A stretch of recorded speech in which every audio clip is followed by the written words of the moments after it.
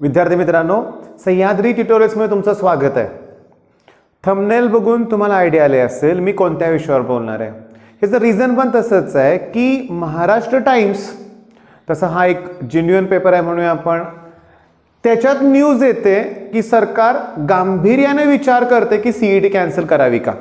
Okay, एक लक्षात घ्या की तिथं गव्हर्नमेंट थ्रू कोण बोललेलं नाही आहे. लक्षात घ्या, काही जे तज्ज्ञ व्यक्ती आहेत त्यांनी काही आपली मतं मांडलेत पण त्यांचा सीईटी सेलशी काही संबंध नाही आहे. लक्षात घ्या, ही पहिली गोष्ट.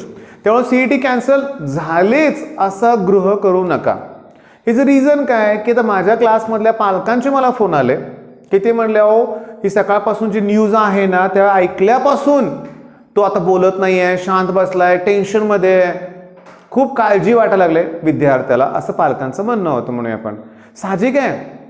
प्रॉब्लेम काय माहिती आहे का की ही जी गोष्ट आहे ना सीईटी होणार की नाही होणार याच्यातच सगळं डिस्कशन सुरू आहे मुलांचं, किंवा बऱ्याच ठिकाणी म्हणून डिस्कशन सुरूच आहे की कॅन्सल होईल, होणार का नाही होणार. मी पहिल्यापासून सांगत आलोय तुम्हाला की सीईटी कॅन्सल होऊ शकतच नाही. लक्षात घ्या, सीईटी कॅन्सल करून कुठला प्लॅनच नाही आहे गव्हर्नमेंटकडे कसं ऍडमिशन द्यायचं ते, फक्त 12च्या मार्कावर कधीच नाही. लक्षात घ्या, कधीच तसंच पॉसिबल होणार नाही आहे. बर, हा एक प्रश्न झाला. दुसरा मुद्दा असाच निर्माण होतोय की मग चला जेईच्या थ्रू ऍडमिशन देऊया. जेई होणारच आहे ना आता, ऑगस्ट सप्टेंबर काय डेट दिले त्यांनी म्हणूया सप्टेंबर मधली. मग आता होतंय काय की तुमच्यापैकी सगळ्यांनी जेईचे फॉर्म भरलेत का नाही भरले, हा मोठा पॉइंट आहे. नाहीत भरले, नाही आम्हाला जेई द्यायचीच नव्हती, आम्हाला द्यायची नाहीये, आमचा सीईटीवर फोकस आहे, अशी हजारो मुलं आहेत. हजारो नाही लाखो, हजारो म्हणूया, लाखो नको, ठीक आहे. हजारो मुलं अशी आहेत की ज्यांनी जेईचा फॉर्म भरलेला नाहीये. आता ज्यांना वाटतंय ना की जेईच्या मार्कावर ऍडमिशन व्हायला पाहिजे त्यांच्यासाठी मी सांगतोय, अरे बाळांनो, जर जेईची एक्झाम होणार असेल ऑनलाईन मग सीईटीची घेण्यात काय अवघड नाहीच आहे. लक्षात घ्या, ती पण होऊ शकते. आता 12वीच्या बोर्डच्या मार्कावर तुम्हाला ऍडमिशन्स हवी आहेत काही जणांना, बरं का.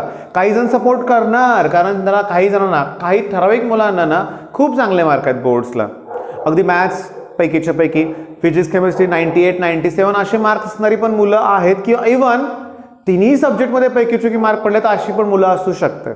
ओके, पण मला माहिती आहे ह्या मुलांनी पण सीईटीचा अभ्यास 2 वर्ष केला असणार आहे 11th स्टँडर्ड पासून. मग आम्ही 2 वर्ष अभ्यास केलाय, अचानक सीईटीच कॅन्सल असं होणार नाहीये. मग आपण काय केलं पाहिजे, एक तर मी तुम्हाला सांगतो #डोंट कॅन्सल सीईटी असा ट्रेंड आपण काय करूया की 21 तारीख मी डिसाईड केले. लक्षात घ्या, मग 21 तारखेला संध्याकाळी 8 वाजता, किंवा हे टायमिंग आपण वाटल्यास थोडं फ्लक्च्युएट ठेवूया म्हणून आपण सगळ्यांशी डिस्कशन करून की आपण त्यावेळेस ट्विटरवर ट्विट करूया.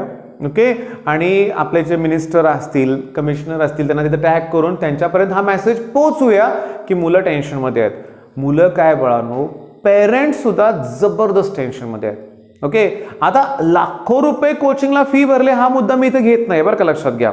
ओके, कारण कोचिंग काय सगळ्यांनीच लावलेलं नाही आहे, पण अभ्यास केलाय ना सगळ्यांनी. ज्यांच्याकडे कोचिंग नाही आहे, परिस्थिती नाही आहे, ती पण झटलेत मुलं दिवस रात्र.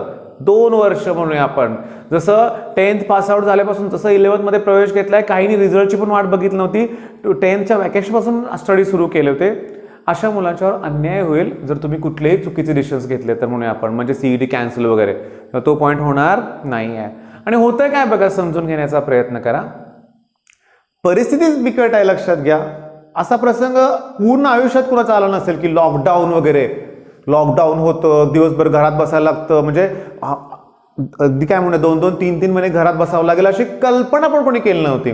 मग हे सगळं विचित्र आहे सगळ्यांसाठी. लक्षात घ्या, त्याच्यामुळे काय होतं बघा की या परिस्थितीला आपल्याला सामोरे जायचंच आहे. एक्झामची डेट्सच्या अपेक्षा करू नका लगेच, की गव्हर्नमेंटला म्हणू नका की आम्हाला सीटच्या डेट्स कळवा म्हणून.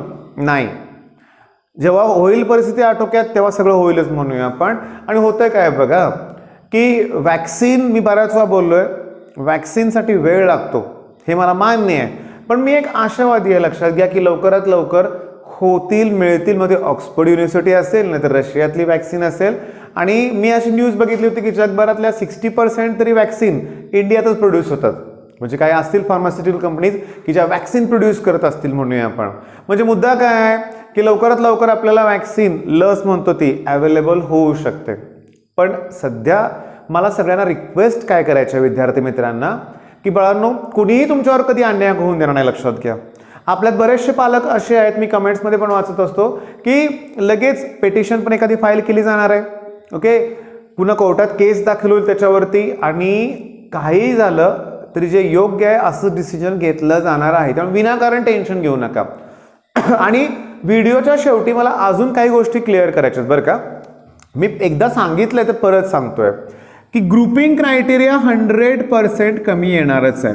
याच्यासाठी पण आपण ट्रेंड करूया, हा मेसेज पोहोचूया वरतीपर्यंत, की आता नॅशनल लेवलला म्हणूया आपण नीट सारख्या एक्झामसाठी, नीटचं म्हणूया आपण जाऊ दे, जेई सारख्या एक्झामसाठी जो 75% क्रायटेरिया यावर्षी नाही आहे ॲप्लिकेबल.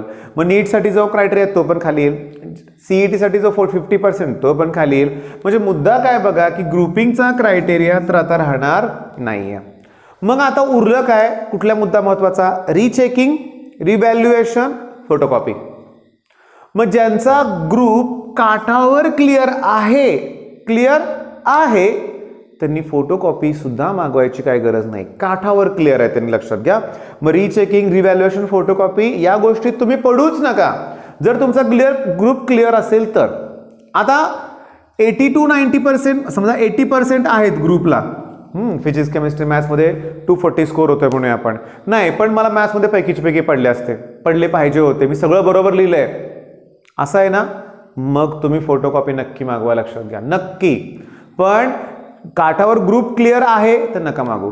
आता ग्रुप क्लिअर होतच नाहीये, मग फोटोकॉपी मागवलीच पाहिजे, लक्षात घ्या. आणि हो, याच्यात काय होतं की बरेच जण तुम्हाला सांगतात, कुठलाही शिक्षक तुम्हाला सांगेल की रिचेकिंग, रिव्हॅल्युएशन मध्ये मार्क तसे वाढण्याचे चान्सेस असतात ना, मग कमी होण्याचे चान्सेस पण असू शकतात ना. आलं का लक्षात तुमच्या? कारण मला माहित आहे, माझे बरेचसे अनुभव असे आहेत की ज्याला समजून घ्या, ज्याला फिजिक्समध्ये, केमिस्ट्रीमध्ये किंवा मॅथ्समध्ये 35 स्कोर आहे ना, 30 किती 5, त्यानं समजून घ्यायचं की त्याचा पेपर खूप इझिली चेक केला गेलाय, ओके, त्याचा पेपर खूप इझिली चेक केला गेलाय, त्याला प्रमोट केलं गेलंय, ओके. एक अंदाज आज ठेवायचा की 35 पडलेत ना, म्हणजे आपले मार्क ऍडजस्ट करून ढकलले पुढं. मग रिचेकिंग, रिव्हॅल्युएशन मध्ये कदाचित एक सांगतो तुम्हाला मी, जे मार्क जास्त मिळतात ना आपल्याला, काही ना बघा कमी लिहून पण जास्त मार्क पडला असं होतं कधी कधी, ते म्हणजे तपासणाऱ्यावर सगळं डिपेंड असतं, त्याचा मूड म्हणूया, त्याचा स्वभाव, सगळ्या गोष्टी बरं का. मग एखादा जर स्ट्रिक्ट चेक करणारा मिळाला तर आपल्याला रिचेकिंगमध्ये, रिव्हॅल्युएशनमध्ये, मग तो कदाचित मार्क्स कमी पण करू शकतो. त्यामुळे ती रिस्क घ्यायची नाहीये बाळांनो, मी तुम्हाला सांगतो, ओके. त्यामुळे फोटोकॉपी, रिचेकिंग, रिव्हॅल्युएशन दोनच प्रकारच्या मुलांनी अप्लाय करा. की ग्रुप क्लिअरच होत नाहीये, मग त्याशिवाय पर्याय नाही आहे, किंवा ग्रुप काठावर क्लिअर झालाय, नको ते, ठीक आहे, उगाच पुन्हा आणखीन 1-2 मार्क कमी झाले, पुन्हा ते काय होतं म्हणतो ना आपण की विनाकारण सगळं ठीक असताना आपणच ओढून घ्यायला नको. आणि लास्टला काय, ज्यांना खूप चांगल्या मार्काची अपेक्षा होती, आता माझ्या क्लासमध्ये एक मुलगा आहे, खूप हुशार आहे, त्याला मॅथ्समध्ये फक्त 70 आहेत आउट ऑफ 100, पण त्याच्या मित्रांना, त्याच्या जवळच्या मित्राला 98, 100 असे मार्क्स पडलेत, ओके.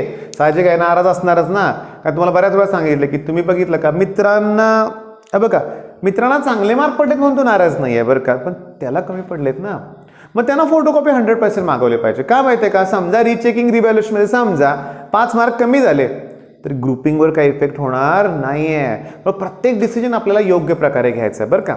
आणि सगळ्यात महत्त्वाचं बरं का की कसं आहे बघा की बऱ्यापैकी मी मुलांशी बोललोय, बऱ्यापैकी म्हणजे बघा, आता एका मुलाचा मला फोन आला होता, ठीक आहे, अमरावतीवरून बरं का, त्याला 97% मार्क आहेत. किती? 97%. म्हणजे तो देखील मुलगा काय म्हणतोय खरं, सर की सीईटी व्हायला पाहिजे. म्हणजे असं नाही की मगाशी बोललो तसं की टॉपर्स न नको सीईटी, असं नाहीये, तो देखील म्हणतोय सीईटी व्हायला पाहिजे. पण मला महत्त्वाचं काय सांगायचं आहे बघा की तो बोलला की सर गेले 15 दिवस, 2 आठवडे, 3 आठवडे म्हणूया आपण, 20 दिवस माझा अभ्यास झालेलाच नाही आहे. त्यानं ते ॲक्सेप्ट केलं की सर रिझल्टमुळे मी खुश आहे, पण मला एक ती महाराष्ट्र टाइमची न्यूज असेल किंवा बऱ्याचशा ठिकाणून असं सांगतायत शिक्षक की सीईटी कदाचित यावर्षी होणारच नाही. त्यामुळे तो अस्वस्थ आहे आणि त्याच टेन्शनमध्ये अभ्यास होत नाही असं त्याचं म्हणणं आहे.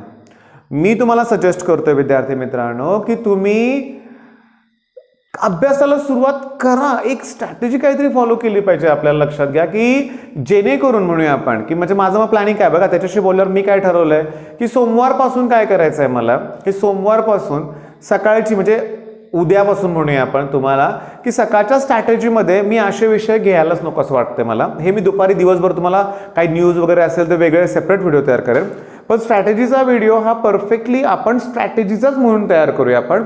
त्यात मी 2-3 थेरॉटिकल पॉईंट एक्सप्लेन करेन तुम्हाला, त्याच्याशी रिलेटेड MCQs डिस्क्रिप्शनमध्ये दिल्या जातील. म्हणजे थोडक्यात काय की आपण अभ्यासाला सुरुवात करूया. पुन्हा पी ब्लॉक सारखा मोठा टॉपिक परत घेऊया रिवाइज करायला. 3D लाईन पेन घेऊ शकतो, इंटिग्रेशन, डेरिव्हेटिव्ह, म्हणजे इंजिनिअरिंगसाठी पण आपल्याला उपयोगी पडेल असे टॉपिक घेऊया. ओके, मग माझी तुम्हाला एक शेवटची रिक्वेस्ट काय की पॅनिक व्हायचं नाही, घाबरायचं नाही, कुणीही आपल्यावर अन्याय करणार नाही, तसं डिसिजन होणारच नाहीये की CET कॅन्सल नाही होणार, लक्षात घ्या. ओके, मग बेस्ट ऑफ लक, धन्यवाद.